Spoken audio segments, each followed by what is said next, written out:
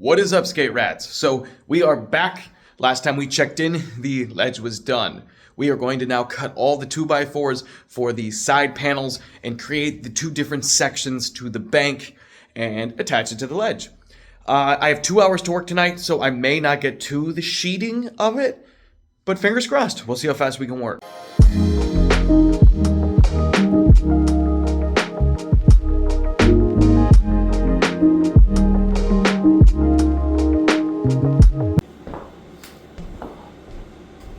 Hey, not too bad, right? We got one more to do, of course, but I did 4 inches on center because, you know, I'm a big boy.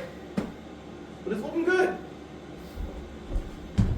And actually going pretty fast. You can actually see the size comparison to my foot. So I definitely think you'll be able to do regular bank tricks and bank to ledge tricks. I'm going to switch gears right now. I'm going to paint the angle iron. As long as the weather's clear, I'm going to paint it outside, and then probably 2 in the morning I'll bring it in here. But that is it for tonight. I'm going to paint that off camera, and I'm going to paint it the same bronze color that I did on the quarter pipe coping in the steel on the bottom. Tomorrow we're going to sheet this thing, and it's going to look awesome. Day 2 of this video, day 5 of the build. It is a wintry mix outside, but it does look like my paint dried before this all came down. So I'm going to wipe these down and bring them inside. Well, it's been about an hour, and it's been a rough building type morning for me. 2 impact drivers blew out, so I had to run to the store and buy new tools, which technically puts me over budget if you want to count tools, but I use them for hundreds of projects, so in my opinion, I'm going to say no to that. I also messed up a hair over here on the bank to ledge. It's nothing that will affect it, but it affects look, and it bums me out. Let me show you. Since I decided to not go with the hinges and prefer to want everything screwed down tightly, I added in some LEDs, which is cool. It's fine. Those look fine. They reflect off the walls. Hopefully they'll reflect off the paint a little bit. But where I made my mistake is I messed up estimating where the studs were for the screws. So here, I have one hole. Now these aren't big enough to affect your wheels, but it's over here you can kind of see where the mistake truly happened. So I'm going to go in and I'm going to fill those holes with some wood glue and sawdust and then just paint over them. You'll probably see them, but it's not going to affect anything. So with those filled in, there's only one last wood aspect to do, which is, if you see, I've cut these. So for me to cut this flat to the floor would have been very, very, very dangerous and very, very, very, very difficult. So instead of that, what I'm going to do is cut one additional piece that brings it down a little flatter. It does not need to be perfect because metal will be here.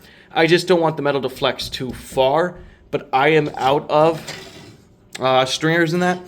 So I need to run to Lowe's now and pick up some, and then hopefully the woodworking part will be done. So my little shims are now cut at the bottom.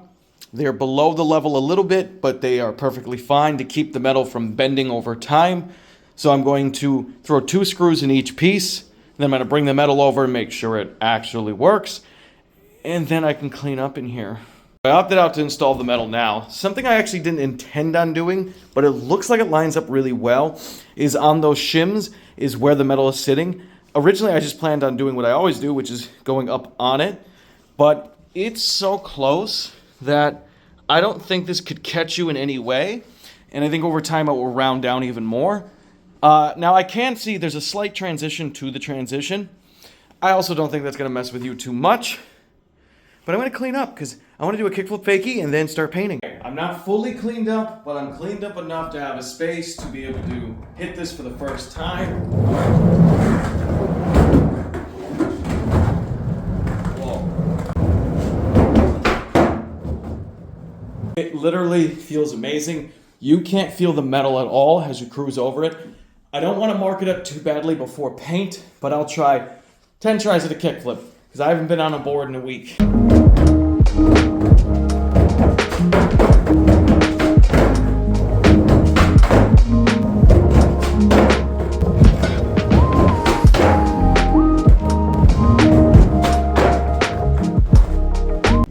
It feels absolutely amazing, at least the bank side of it. I got the kickflip in 10 tries on the 10th try, and I did the second one in 5 tries. But I blew out my shoelaces again. I don't know if you'll be able to see. So kind of sloppy is what we're dealing with. I need to clean this up now. Thankfully, it doesn't look like I marked it up too badly. That paint won't go down on top of it. And I'm gonna get started on painting. So come back for episode 3 when we paint this whole thing and get the angle iron on here. So close to being done. I'm a little burnt out, but I'm very excited.